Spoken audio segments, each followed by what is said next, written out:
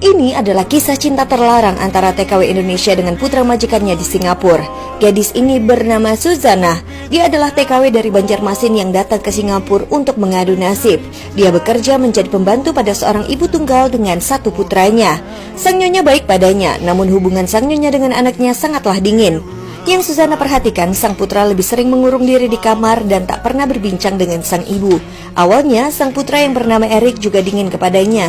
Namun Suzana akhirnya menjadi akrab. Tak ada maksud lain, Suzana hanya menjalankan tugasnya sebagai ART di rumah ini. Suatu hari Erik berbincang dengan Suzana. Dia bertanya mengapa Suzana datang ke sini. Gadis ini pun menjawabnya dengan jujur bahwa dia lahir dari keluarga yang miskin. Jadi dia di sini datang untuk mencarikan uang untuk membeli sawah untuk keluarganya. Lalu Erik berkata, jangan canggung padanya, anggap saja kita adalah teman. Ternyata Erik yang tak punya teman ini merasa nyaman berbincang dengan pembantunya ini. Besoknya saat sang nyonya pergi, dia pun pamit pada Suzana dan berpesan untuk tetap berhati-hati sebab Erik adalah seorang pria.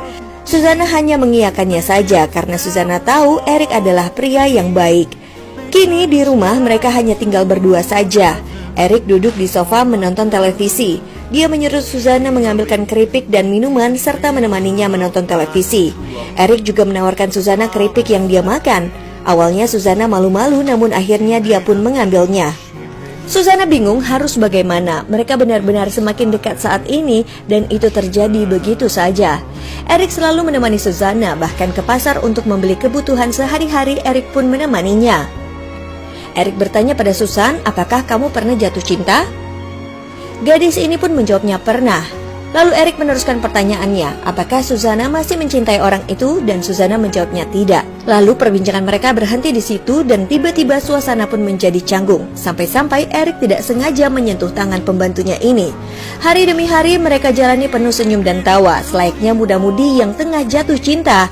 Namun, apakah perbedaan latar belakang sosial mereka tidak akan menjadi jurang pemisah di antara keduanya? Kita lanjut lagi di next part ya.